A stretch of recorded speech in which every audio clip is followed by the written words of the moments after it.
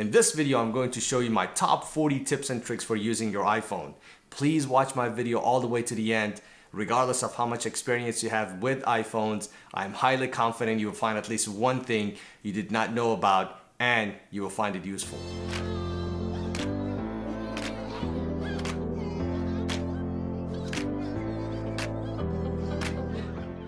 Hello everyone, my name is Sean. Welcome to my channel. If this is the first time visiting, please remember to subscribe and hit the notification button. If you enjoy this content, please remember to hit that like button. So first, I'm going to start with some basic tips and tricks, and then I will get to more advanced features such as how to scan documents, sign them, PDF them without any third-party apps, or how to teach Siri to correctly pronounce names. Let's get started. So since there are many new users in iPhone 10, 10s, 10s Max, or 10R, I'm going to start with some basic navigations since we don't have the home button. To turn the phone off, you have to hold down the side button and volume down button. You push and hold for 3 seconds and you get the option to turn off the phone. To turn the phone back on, all you need to do, push the side button once. You no longer need to hold down the button until you see the Apple logo. You just push once and you will activate the turn on sequence. Next, instead of the home button, all you have to do, just swipe up from the bottom of the screen and that would be your home button. For example, if you are in an app, you want to get back to the home page, you just swipe up from the bottom and that's how you get back to the home page. In order to switch between apps, you simply swipe at the bottom of the screen and you get to switch back and forth between different apps. In order to close an app, you just have to slide up from the bottom of the screen, hold for just a second or two, and now you have the option to close an app, and you simply swipe up. Next, I want to show you how to take a screenshot. All you need to do, push down the side button as well as the volume up button at the same time. Once you take a screenshot, you actually have the option to edit the image, make any markups, save it, send it, and then delete it without having to store it into your Photos app. So I can go ahead, crop the image, make necessary markup, and just like that, I can go ahead, send it. Once I'm done, I can go ahead, delete the screenshot or save it to Photos.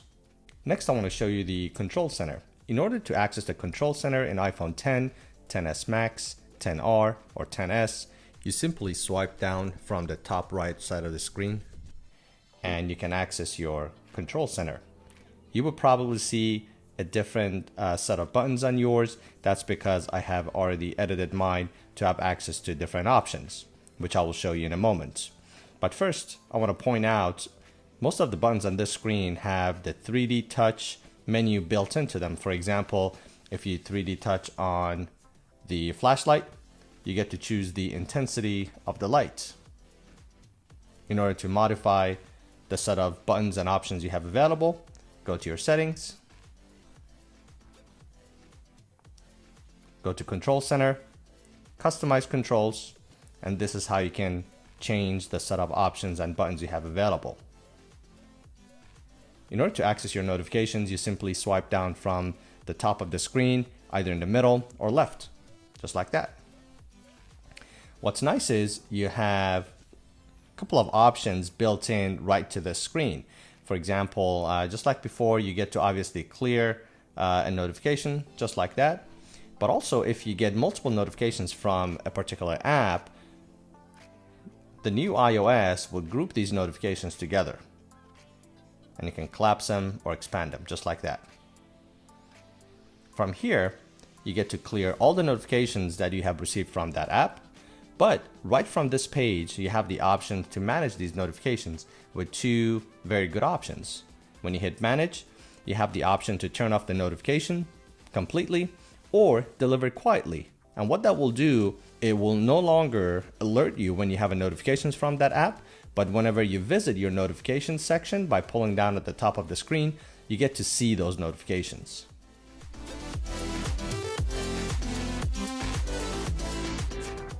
Next, I want to show you the widgets.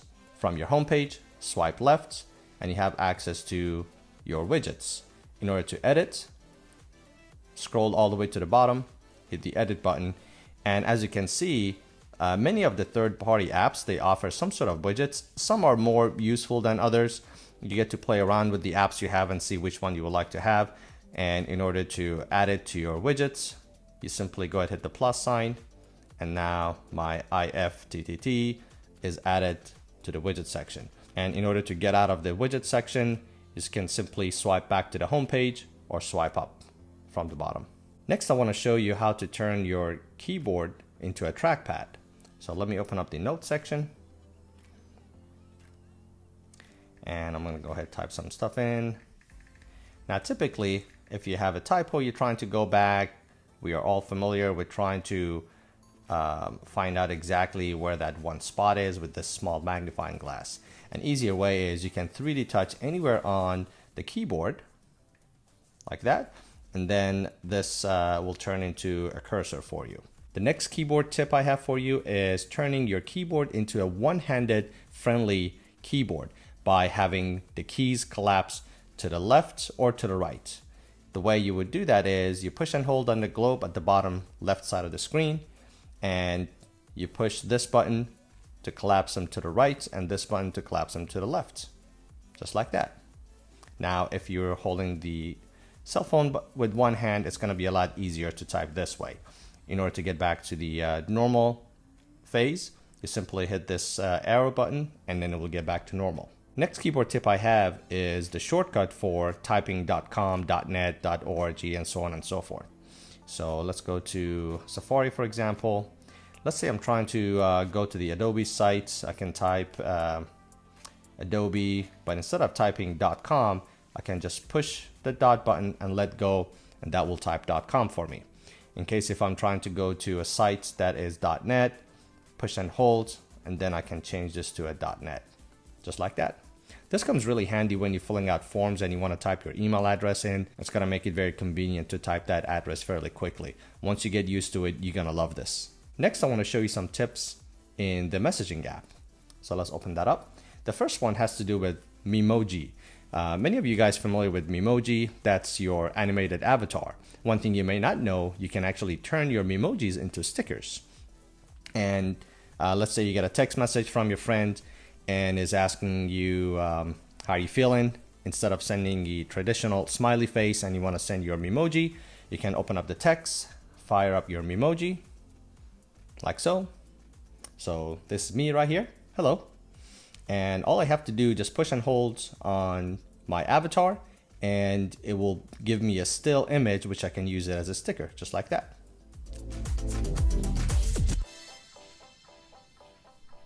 Pretty cool. Next, I want to show you how you can actually play games with your friends in the messaging app. There are different games available, but I want to show you one that is very easy and fun to play. It's called Let's Puck It. It's a free game. You can go ahead, download it, give it a shot. Basically, it's some sort of a Pong game that you play with your friends. Obviously, they need to have the capable iOS installed to support the new features of messaging, and you can play this game with them. Next, I want to show you how you can send and receive money. So where you have the app drawer right here, you can go ahead and select Apple Pay. If the recipient that you're chatting with has activated Apple Pay Cash, then you would have the option to be able to send money this way. You select the dollar amount, or you can use Siri and say, hey, send John Smith $20, and then through messaging, it will go ahead and send it to them. On their end, they will receive that money and it will go into an Apple Pay cash card. The way you would activate it, you need to go to your settings, select Wallet and Apple Pay, and once you do, the option at the very top is going to be Apple Pay Cash. Next messaging tip I have is for Group FaceTime. Group FaceTime is a new feature that was just released and activated in iOS 12.1, so you need to have that installed on your phone. The way you would use it in messaging is if you already have a group message with your friends set up and you're trying to FaceTime all of them at the same time, you simply select it, and once you hit the FaceTime option, it would FaceTime all of them. Next, I want to show you some tips and tricks in the Notes app. Let's open up Notes. First tip I have is you have the ability to lock and password protect your notes. You would hit the share button at the top right, and then at the bottom, if you scroll and slide to the right a little bit, you have the option to lock note. It will prompt you to select the password. You verified, you can use a hint. What's convenient, you can have it be unlocked using Face ID, so you don't have to type it in every time. But if someone else accesses your phone, or if you leave it on the desk, they're not going to be able to access it. Next, I want to show you how to scan documents and turn them into PDFs without any third-party apps. You can do that through the Notes app. So let's open up Notes, and you can hit the plus icon at the bottom, scan documents. Let me see if I can demonstrate this with this lottery ticket. All you have to do, just point. Typically requires a little bit of a contrast between the document and the background, and you're able to scan it. If you have multiple pages, right after you scan the first page, you can go ahead and scan your second page. In this case, I only have one page. I will just hit save. And in the documents, I can make necessary adjustments. So I can flip them since I had it scanned upside down. I can turn it to black and whites. And once I'm done, I can go ahead and turn this into PDF. Just like that. And if this is a document you need to sign, you can go ahead, use the markup to put your signatures on, and then save it to file, and then you can attach it to an email. Next, I want to tell you about some of the Siri tips and tricks. Some of these are not new, but they're very handy, so I just wanted to share it with you guys. The first Siri tip I have is you can ask Siri to create a random number for you. This may be useful when you're playing a game, or you may be working on something in the office with your coworkers. You simply have to ask Siri to generate a random number between A and B. Siri, give me a random number between 5 and 35. The answer is 32. The next Siri tip I have for you guys is using Siri to get to a certain website. You simply ask Siri to go to whatever website you need. ESPN.com. The other thing Siri can do is turn your flashlight on and off. This may be handy at nighttime or early in the morning if you're trying to fumble through the menu or your lock screen to turn on the flashlight. You can just ask Siri to do it for you. Let me see if I can show it here. Turn on the flashlight. It's on. Turn off the flashlight. It's off. The other thing you can do is ask Siri to show the stored password for you. If you take advantage of iCloud Keychain, you can ask Siri to pull up a particular site's password or all your passwords. Show me my passwords. First, it would authenticate using your face, and then bring up the list of all the sites that you have stored passwords for. Obviously, you don't see my passwords here. I need to go ahead, open them up to actually see the password. And last Siri tip I want to share with you is how you can teach Siri to pronounce names correctly. So my wife's name is Negin, but when I ask Siri, she butchers her name, calls it Nejin. Who's my wife? Here's the contact info for Nejin. So the way you would correct the name after Siri pronounces it, you would say, that's not how you say her name. Okay, how do you pronounce the name? Negin. Okay, thank you. Which pronunciation should I use? And then Siri will give you a series of options. Typically, the first couple of options is going to be closest to what you said, so let's check it out. Negin. Negin. Negin. Nejin. Negin. Actually, option 3 looks pretty good, so I'm going to select that. Got it, Sean. It's Negin. From now on. And this is how you teach Siri to correctly pronounce names. Next, I want to show you how to create a dark mode feel and look in your iPhone. Next, I want to tell you about dark mode. So Apple officially has not released any dark mode for iOS. It's currently available in macOS. However, you're able to mimic that look and feel through one of the accessibility feature. And let me show you how that would look. So this is your messaging app. If I activate the dark mode, this is the look and feel I get. So it turns all the whites into black. It would recognize all the images and videos in most apps, not all apps, and it will keep them in color. So let me show you how you can set up dark mode. First, go to settings, go to general, go to accessibility. Under display accommodations, the very first option, invert colors, you can turn on the first option, and that's how you get to dark mode.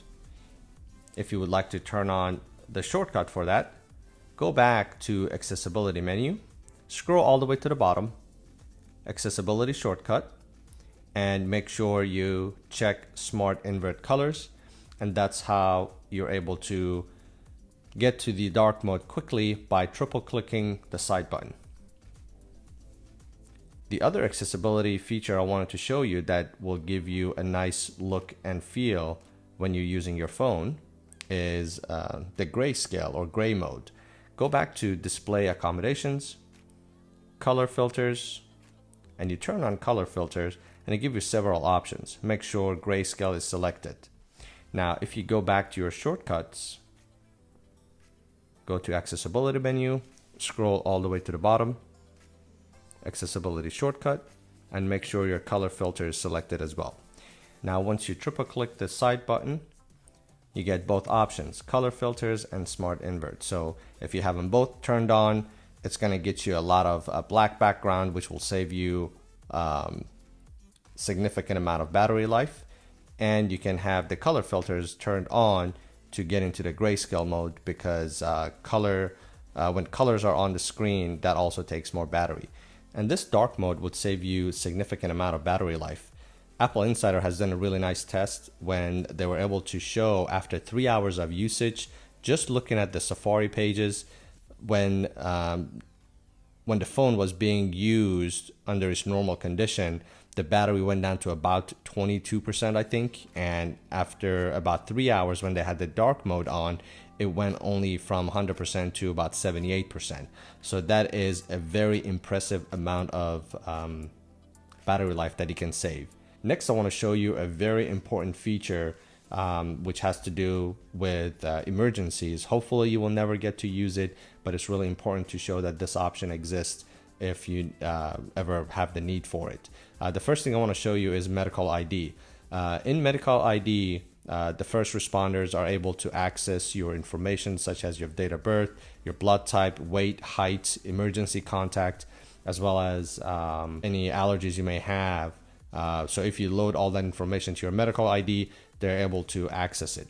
The way you would go ahead, enter that information in, you need to go to your health app. I'm not going to open it up since I have my information there, but the moment you open it up, there's an edit button under medical ID. You can go ahead and put your information in. And the way others are able to access that information from the lock screen, when they're not able to put the password in, at the bottom left you have the option for emergency. Once they click that, then you would see the option for medical ID. The next option is the SOS call, which you are able to call 911 by simply pressing the side button 5 times, and then a 3-second countdown will start, and that will activate a call to 911. That would also send a text message to your emergency contact, as well as sending your location to your emergency contact. It is very, very useful. Like I said, hopefully you will never need to use it, but it is really important to know that that option exists. The way you activate that, you need to go to setting, scroll down, emergency SOS, and then you have the option, it says call with side button. You also have an option to have the countdown to be loud and audible. So that time, sometimes that may deter any potential attacker when they hear that loud noise, which I will show you guys in a minute, or you're able to go ahead turn that off. Personally, I leave this option on.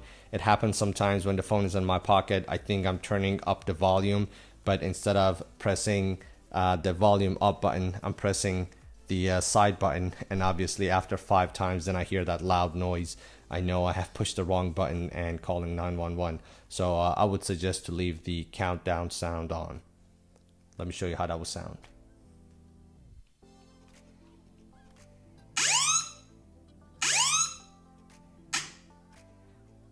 Next, I want to tell you about some utility features. Number one, you may have noticed the Level app is missing from the new iOS. What Apple has done, they have included that feature inside the Measure app. So when you open up your Measure app, at the bottom right, you have the option to use the Level feature. It works vertically and horizontally, like that. Next, I want to show you in the Measure app how to use your phone to automatically measure dimensions of anything rectangle. So let me see if I can demonstrate here. So as you can see on the screen, this lottery ticket I have, it's 6 inches by 3 inches. It's fairly accurate. With iOS 12.1, they actually made some improvements. Next, I want to show you how to use your camera app to scan QR codes. First, you need to go to the Settings app, find your camera app, and the third option you see, Scan QR codes. Make sure that toggle is turned on. And now when you're in your camera app, regardless of how you access it, either through the lock screen or by directly going through the camera app,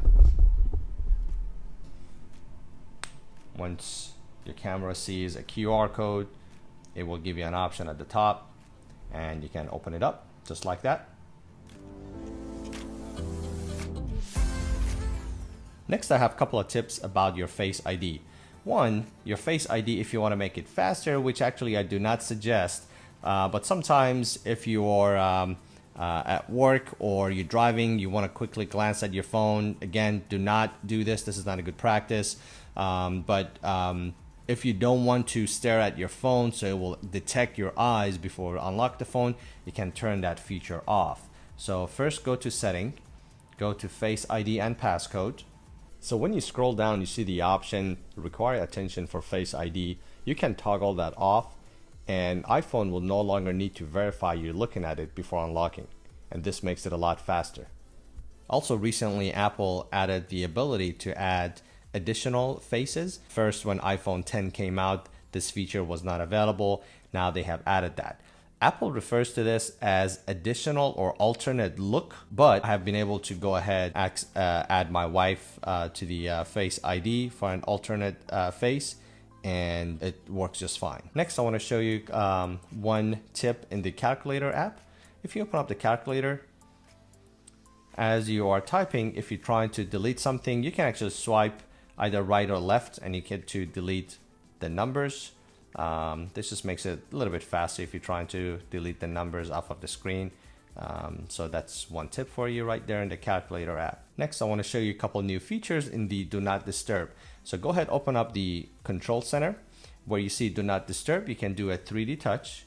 And it gives you some really nice options. Now you have an option that says Do Not Disturb for 1 hour, until tomorrow morning, or until I leave this location. So you may be at work, you don't know how long you're going to be there, and you just want to make sure not to be disturbed, but you don't want to remember to turn this feature off again once you leave work.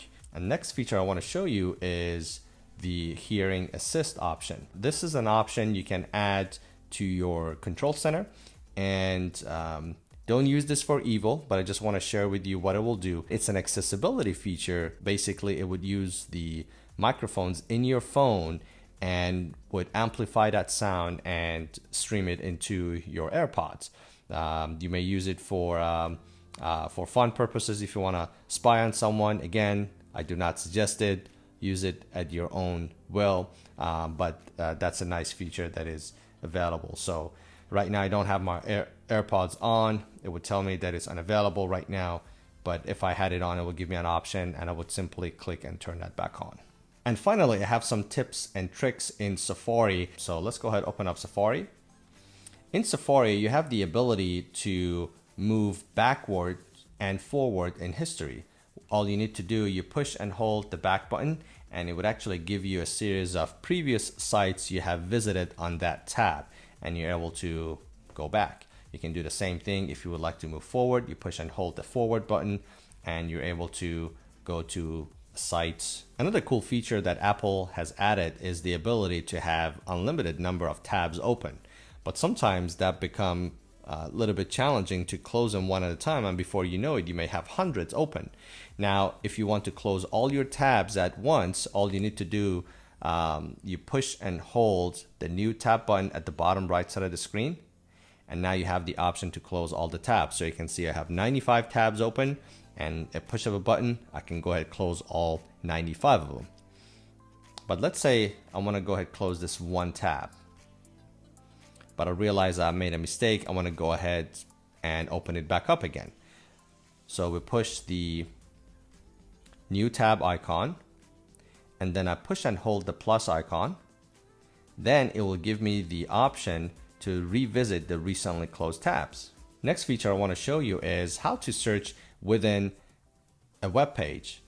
All you need to do at the top where you type the web address, you go ahead, type the word you're looking for. So let's say I'm looking for iPhone. And then if you scroll all the way to the bottom of the page, it says on this page, 2 matches, find iPhone. So I can go ahead and hit iPhone, and then it will show me where I have the word iPhone on the page. So as you can see, I have iPhone XS and XR on this page. And this is how I can quickly search in Safari in a web page. Next, what if you want to view a desktop version of a site? Sometimes I know some sites you may have limitations if you are viewing the mobile version. There are 2 ways you can access a desktop version of a site. Number 1, you can push and hold the refresh button at the top right, and then you get the option to request desktop site, or if you hit the share button, you have the option to request desktop site this way as well. And finally, the last tip I have is the reachability option. We know in the iPhone X, XS, XS Max, and XR, Apple is using much longer screen sizes. And if you are using the device one-handed, it may be difficult to access some of the features at the top of the device. And when you activate the reachability feature, you can simply swipe down at the bottom of the screen and then pull down some of the options and buttons at the top of the screen closer to you. And the way you would activate it is by going to the settings option. You go to settings, general, accessibility, and scroll down. In the middle of the page, you have the option reachability. Make sure that is toggled on, and you can just swipe at the bottom of the page and collapse the page down so you can have better access to it. And that was the last tip I had for you guys.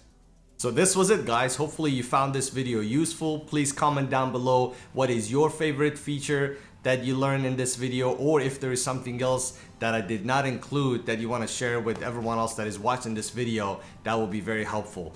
If you enjoyed this, please remember to like this video, and if you have not subscribed yet, please do so and turn on the notifications.